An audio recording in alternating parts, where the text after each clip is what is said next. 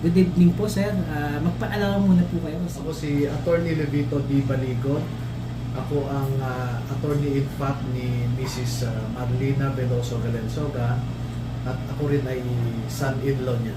Matanong lang po natin punta ni Sir Andrew Tan sa PCUP regarding sa land dispute ng Marlina Veloso versus the Titan Dragon Properties. Ano? Paano nag-start yung case na ito? Oo. Itong lupa kasi na ito ay nabenta sa aking mother-in-law way back in 1997 at ayon sa kanilang kontrata ay dapat yung Titan Dragon ang magbayad ng taxes, yung capital gains tax at saka yung documentary stamp tax. At dahil kaibigan ni Mrs. Veloso ang mga yaw na dating kasama sa Titan Dragon Corporation ay pinakiusapan ang si Mrs. Veloso na hindi mo na mababayaran ng Titan yung mga buwis na ito dahil at that time ay may ongoing na proyekto ang Titan Ikeda na ang nagmamay-ari din ay yung mga yaw. So dahil kaibigan, pinagbigyan, pero masyado nang matagal yung panahon po na tuwing magde-demand ay hindi nila binabayaran. Kaya napilitan po kami na magsampa ng kaso noong 2015 dahil nung mga 2010 po yata yon yung last na pag-demand, no? After that, hindi na nila naririnig yung mga yaw. Kaya napilitan po kaming magkaso ng 2015. At napag-alaman namin na itong bagong Titan Dragon pala ay matagal nang hindi nag-oopisina sa dinedeclare nilang address nila every year sa SEC at saka sa BIR, yung room 606, 6th floor, PBCom building. Kaya kahit pabalik-balik yung sheriff doon ay hindi niya na-serve yung summons dahil nga wala talagang Titan Dragon sa opisina na yan. Kaya nagkaroon po ng default judgment at yung default judgment po na yan ay na-implement na, no? Pero biglang merong nag-file ng certiorari sa Court of Appeals na ang sinasabi ay hindi raw nakatanggap ng summons ang Titan Dragon. Siyempre, hindi nila natanggap dahil hindi pala sila nag-oopisina doon sa taon-taon nilang dinedeclare sa SEC na opisina nila. So, ang sabi ng Court of Appeals, mali ang inyong petition for certiorari dahil may mga iba pang remedyo. At pangalawa, walang ibang may kasalanan kung bakit hindi kayo nakatanggap ng summons dahil pinepeke ninyo ang address ninyo. Yan ang sinabi ng Court of Appeals. So, nag-apela po sila sa Korte Suprema. Ang sabi ng Korte Suprema, sige, dahil walang jurisdiction over the person of Titan, ibalik natin yung kaso sa RTC. So maliwanag po na doon sa decision ng Korte Suprema na pwede po nating ipakita dito ay ang inuutos lamang ng Korte Suprema, makikita po ninyo diyan, no? Yan. Ang sabi ng Korte Suprema, the case is hereby remanded to Branch 95 Regional Trial Court of Quezon City for further proceedings. The presiding judge of the said court is mandated to issue anew the required summons to Petitioner Corporation and proceed with the trial of the case with dispatch. Wala pa pong nangyayari na trial. Biglang nag-issue si Ralph Lee ng writ of execution, no? Writ of execution. Yan, no? Matanong lang po, ano po ba yung certiorari? Ang certiorari Certiorari. ay kini-question mo yung jurisdiction ng korte. At yun nga ang basehan ng Titan na wala daw jurisdiction ang korte sa person dahil wala daw summons. Kasi meron po tayong dalawang klase ng jurisdiction, no? Jurisdiction over the subject matter at jurisdiction over the person of defendant. Yung jurisdiction over the subject matter, hindi po yan pwedeng i-waive because it is a matter of law. Ang jurisdiction over the person can be waived because it is a matter of choice. Kahit hindi nakatanggap ng summons ang defendant, kung voluntaryo siyang nag-file ng kanyang answer or humingi ng tinatawag nating affirmative relief sa korte, yun po yung voluntary submission to the court's jurisdiction. At maliwanag po na noong nasa Court of Appeals pa lang itong kaso, yung Titan kasi nag-file sila ng motion for status quo ante sa RTC. Pag humingi ka ng status quo ante, that is an affirmative relief. So, ibig sabihin, there was already submission to the jurisdiction of the court, no? Kaya nagtataka kami, bakit doon sa Korte Suprema, ang decision nila ay wala daw jurisdiction over the person, no? Anyway, Korte Suprema yan, mahirap magkamali daw ang Korte Suprema.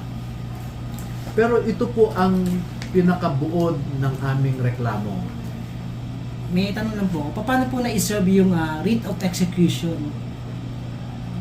sa Okay. Ang ginawa po ng sheriff dito sa writ of execution na inisyu ni Ralph Lee, kahit wala pang vista o trial, noong lumabas ito ng August 7, kasi August 4 ang date nito no? And that was a Friday. Ito pala. Ayan. August 7 po pala. Yan. August 7 ang petsa ng writ of execution. August 7, sinerve ng sheriff sa Register of Deeds. August 7, kinancel ng Register of Deeds ang titulo ni Veloso. August 7, inisyu ng Register of Deeds ang titulo sa Titan. Ang bilis po. Sa isang araw lang. Na? Pero kung pumunta ka dyan sa Register of Deeds, humingi ka lang ng certified true copy ng mga dokumento, suswertehin ka na kung makuha mo yan ng 5 araw. Okay. At ito po ang isa pang kalokohan ng Register of Deeds. At ito, meron akong pruweba na kakutsaba ang Register of Deeds, pati yung Deputy Register of Deeds dyan. Isipin po ninyo, noong nalaman namin na nag-issue ng bagong titulo ang Register of Deeds sa Titan, nag-apply po kami kaagad ng lis pendens. Alam mo ang ginawa ng Register of Deeds? Tinatakan nila yung application namin for lis pendens. Ang sabi, at least 20 calendar days ang kailangan nila bago maitatak ang aming lis pendens.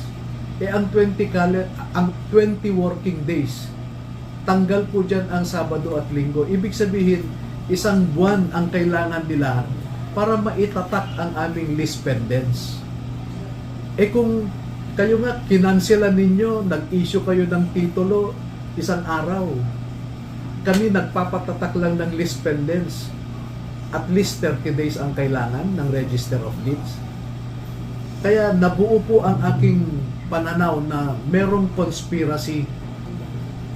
Kasama si Ralph Lee, ang clerk of court, ang sheriff at ang Register of Deeds dito. At bakit sinasabi kong may conspiracy?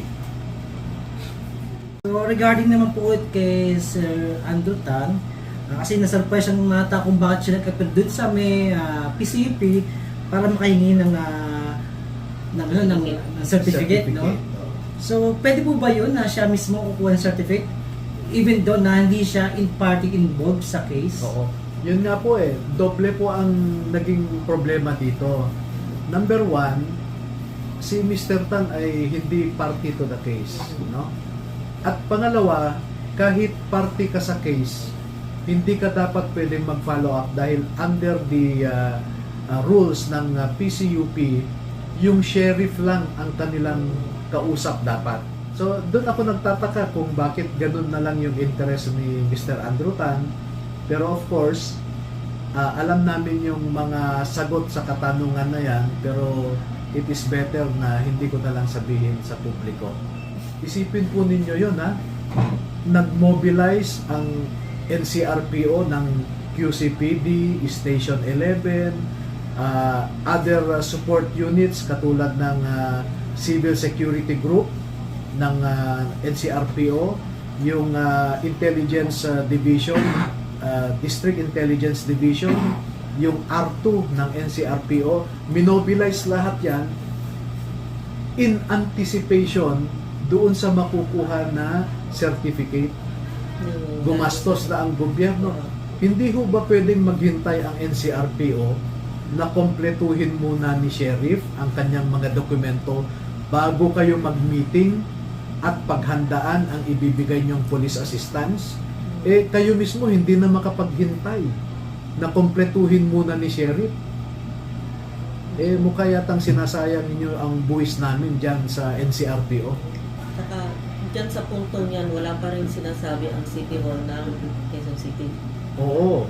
Ayun. At that, Oo, yun sa puntong yun. opo. Sa dami-dami ng mga inimbitahan at sinabihan. Pero ang LGU ng Quezon City, wala pa rin alam sa Yes. nangyayari. Oo. Yung isa pa rin po sa nakakapagtaka.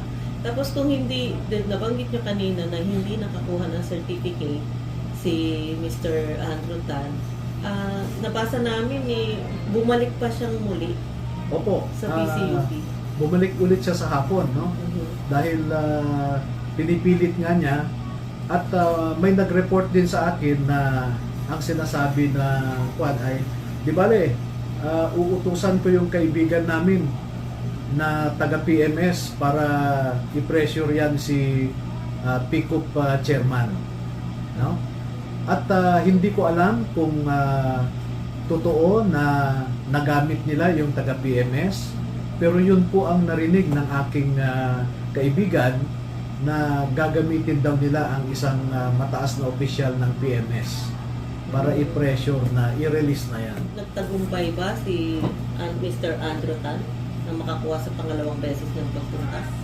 Hindi po, kasi nakakuha ako ng certification sa PICO na as of that date ay ito ang certification na wala pa silang ini-issue na PICOP certificate, no? So, yan po yung certificate na galing sa PCUP na kayo ang nakakuha at walang nakuha si Mr. Andrew Tan. Ano po yung sumunod na nangyari doon? Yun nga po, hindi na nila itinuloy yung pinaghandaan nilang pagbigay ng police assistance. Kasi ang balita ko, lahat ng puwersa na inimbitahan nila ay naka-standby hanggang alas 5 ng hapon. Kailan po ito? Noong September 5. Nitong ano lang, Oo. Martes. Oo. Oo. Still hanggang ngayon, wala pa rin si Wala pa. LGU ng mayor ng Oo. Quezon City. Opo. So, alam mo, masasabi ko rin po na may conspiracy na sa tingin ko kasali na rin yung leadership ng NCRPO. Bakit po? Okay. Maalala po ninyo na noong September 1, dineclare ng Malacanang at saka ng Supreme Court na suspended ang opisina noong Biyernes, September 1. Bakit po nandoon ang sheriff alas 3 ng hapon hanggang alas 7 ng gabi para mag-serve ng writ of execution na ito?